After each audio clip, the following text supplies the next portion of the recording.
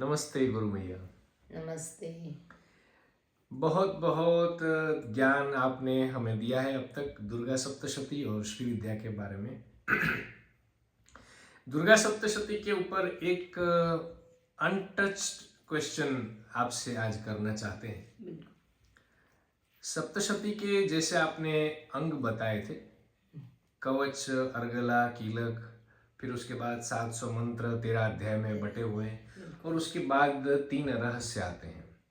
मैया, हम अक्सर ये देखते हैं कि जहाँ कहीं भी, चाहे ब्राह्मण देव पाठ करवाते हों या कोई उपासक भी अपने तरह से स्वयं पाठ करते हों, वो कवच, अर्गला, कीलक और उसके बाद के 700 मंत्र 13 अध्याय में जो है वो सब करते हैं।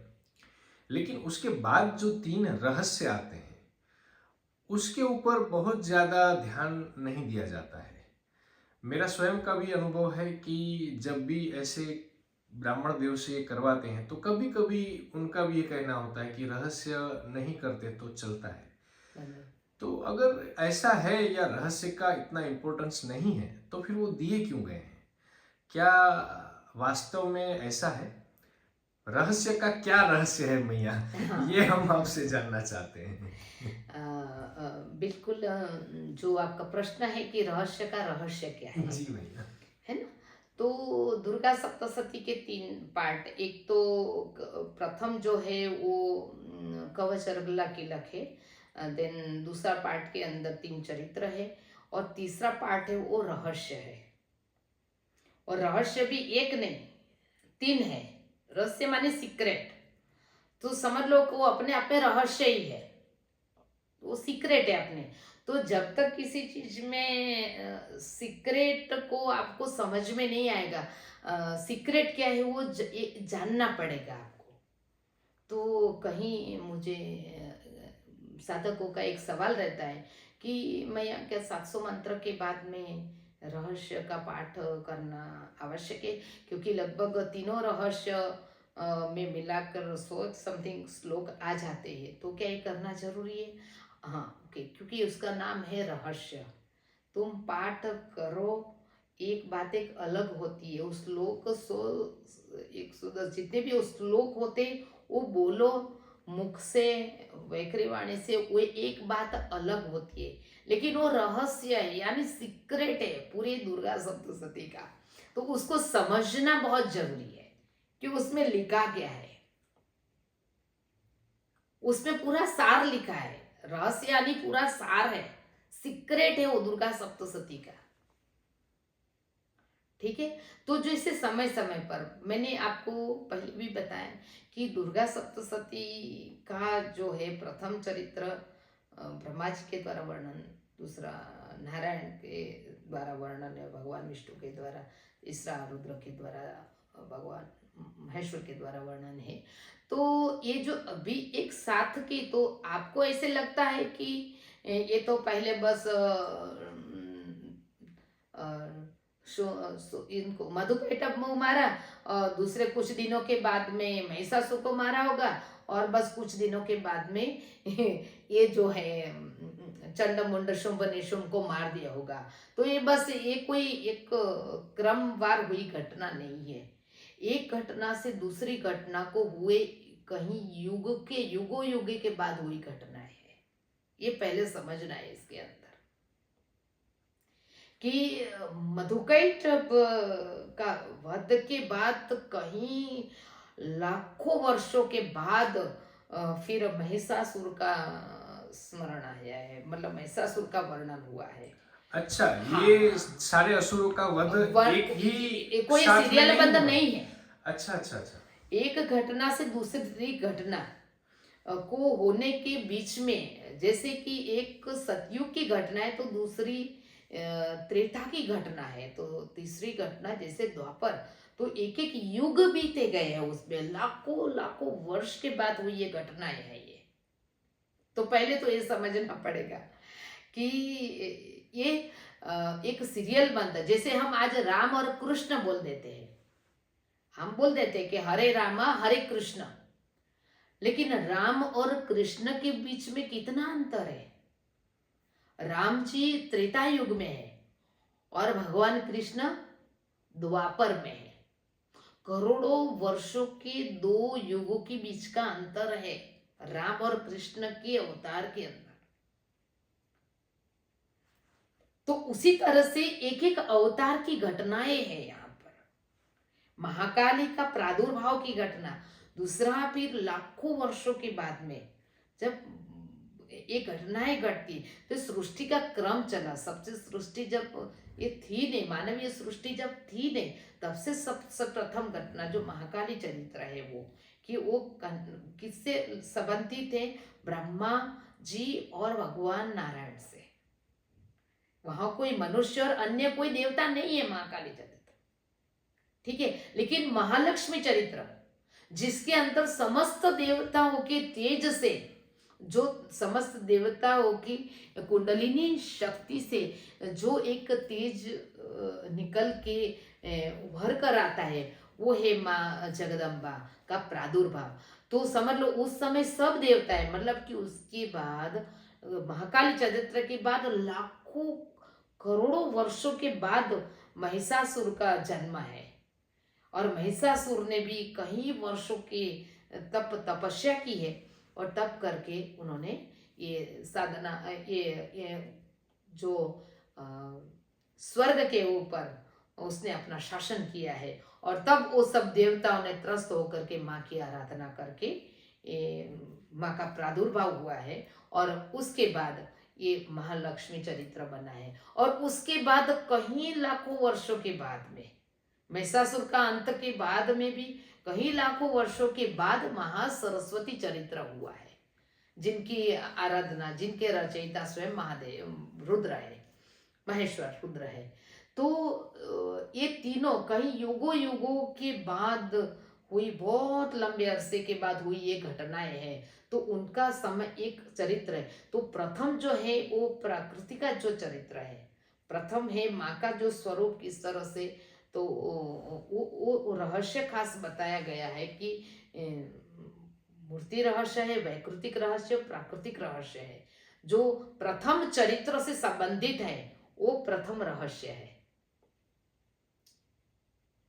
ब्रह्मा ऋषि से संबंधित प्रथम रहस्य। तो मैंने आपको पहले ही बताया था कि ऋग्वेद स्वरूपिणी प्रथम चरित्र जो है वो ऋग्वेद का ज्ञान से भरपूर है। उसके अंदर ऋग्वेद के अंदर जो ज्ञान दिया गया है वो संपूर्ण ज्ञान एक सूक्ष्म रूप से प्रथम चरित्र के अंदर दिया गया है।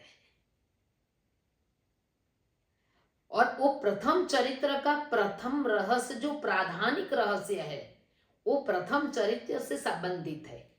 तो आपको प्रथम चरित्र का पूरा ज्ञान का निचोड़ अगर समझना है तो आपको प्रथम रहस्य को समझना पड़ेगा, तब आप वो दोनों को समन्वय से उसमें से आप जो है वो एक ज्ञान को समझ पाएंगे। तो ऋग्वेद के पूर्ण ज्ञान को समझना है तो प्रथम चरित्र के साथ साथ प्रथम प्राधानिक रहस्य को भी आपको जानना पड़ेगा, समझना पड़ेगा।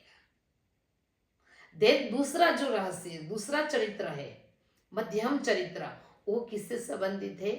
वैकृतिक रहस्य से, जहां माता ने अपना स्वरूप को बदला है, जहां अष्टलक्ष्मी है, अष्टभुजा है, उसमें अष्टादश भुजा है, यानी महालक्ष्मी चरित्र देवताओं के द्वारा वो पूर्ण स्वरूप है माता भगवती का, है ना। तो वो वैकृतिक रहस्य, उनको संपूर्ण वैकृतिक रहस्य है उसके अंदर।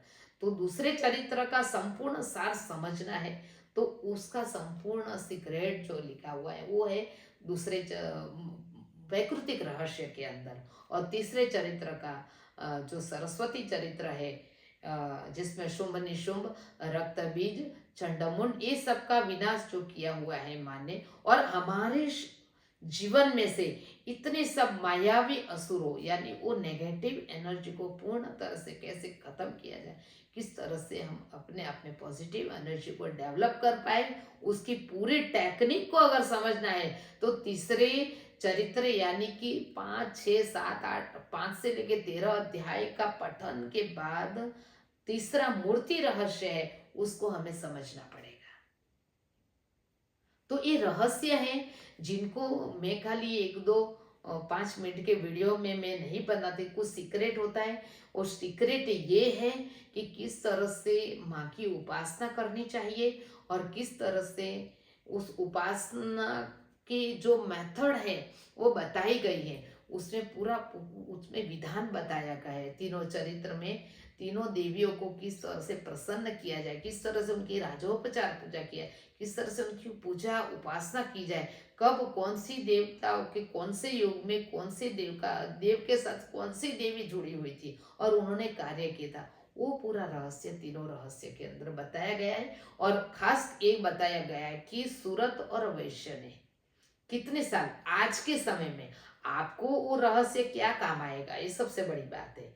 तो उसमें लिखा है नमो देव्या इति स्तोत्रम, कि आपको अगर दुर्गा सप्तशती की साधना करनी है तो मुख्य क्या करना चाहिए कि नमो देव्या इति स्तोत्रे, कि नमो देव्य महादेव्य देवी सूक्तम की आराधना, नवाण मंत्र की उपासना, सप्त श्लोकी दुर्गा, ये अगर 3 वर्ष 3 वर्ष की ये आराधना है, मिनिमम 3 वर्ष का अनुष्ठान अगर ये विधिवत किया जाए तो जरूर जिस तरह से राजा और वैश्य के ऊपर परम्बा ने साक्षात दर्शन दिए थे उसी तरह से ये 3 वर्ष की मिनिमम करने वाली उपासनाएं हैं। और 3 वर्ष आपको कंटिन्यूस ये साधना करनी पड़ेगी। यही उसका रहस्य है। एक एक रहस्य को समझने के लिए एक एक वर्ष की उसकी साधना है, उसका पूरा इसके अंदर सीक्रेट बताया गया है और वो आपको स्वयं करना पड़ेगा, है ना। जिस तरह से आपको बोले कि आपने कुछ व्यंजन खाया तो उसका स्वाद कैसा था, तो उस स्वाद का वर्णन नहीं किया जा सकता। वो आप जब खा लो, वर्णन कितना करोगे। वर्णन में आप इतना बोल सकते हो कि खट्टा था, मीठा था, ख्याल था, बहुत टेस्टी था, उससे ज्यादा कुछ नहीं बोल सकते। तो रहस्य वो है जो आपको समझना है और करना है और आपको उसकी अनुभूति कराता है। तो तीनों चरित्र के साथ तीनों रहस्य का संबंध जुड़ा हुआ है और तीनों वेद का ज्ञान इसमें छुपा हुआ है, इसीलिए इसको रहस्य कहा गया है। तो तीनों का सामवेद, ऋग्वेद और यजुर्वेद, ये तीनों का ज्ञान आप सूक्ष्म तरीके से कैसे ऐसी मेथड है, उसकी पूरी रीत जो है वो तीनों रहस्यों में छुपी हुई है। तो उसीलिए उसको गुरुगामी बन के कम से कम 3 वर्ष की आराधना के द्वारा ये समझ में आएगा। तो ये बहुत, परंतु आप केवल पाठ भी करते हो उसका तो भी धीरे धीरे आपको कुछ तो समझ में आएगा। इसी कारण से दुर्गा सप्तशती केवल 700 मंत्र में नहीं, बिना 3 रहस्य को पाठ अगर आप करते हो तो अधूरी मानी जाती, उसका कोई फल नहीं मिलता। स्पष्ट रूप से उसमें लिखा गया है। समझ में ना आए कोई बात नहीं, लेकिन आपको उसका अध्ययन तो करना पड़ेगा, है ना। तो ये तीनों रहस्य तीनों चरित्र के साथ संबंधित है और आपको कंपलसरी करना है, ये इसका अंग है। और तभी दुर्गा सप्तशती एक संपूर्ण पूर्ण फलदायी आपके लिए साबित हो सकती है। तो आपका जो प्रश्न था मिया रहस्य का रहस्य क्या है, तो रहस्य के रहस्य को दिव्य तरीके से समझने के लिए आपको मिनिमम 3 वर्ष तक की ये दिव्य साधना करनी चाहिए।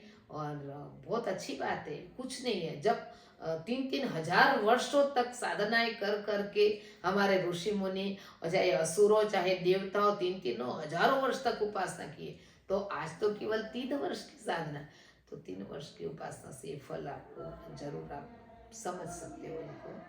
तो बस ये रहस्य अपने आप में रहस्य है और उसे हमें समझना है और करना भी है। बहुत धन्यवाद मैया। दुर्गा सप्तशती के तीनों रहस्य को, उसके रहस्य के रहस्य को रहस्यमय तरीके से बहुत ही संक्षिप्त में समझाने के लिए आपका बहुत बहुत धन्यवाद। हम एक चीज़ ये जरूर समझ पाए हैं कि इसके लिए 3 वर्ष की अविरत अखंड साधना, उसमें भी गुरुगामी होकर के और गुरु कृपा के माध्यम से ही इसको समझा जा सकता है। और इसके लिए हम आपके बहुत बहुत आभारी हैं। जो रहस्य एक अनटच्ड पार्ट दुर्गा सप्तशती के बारे में था, जिसकी चर्चा भी बहुत कम की जाती है। इसके ऊपर प्रकाश डालने के लिए हम आपके बहुत आभारी हैं मैया। बहुत धन्यवाद। नर्मदे हर। नर्मदे।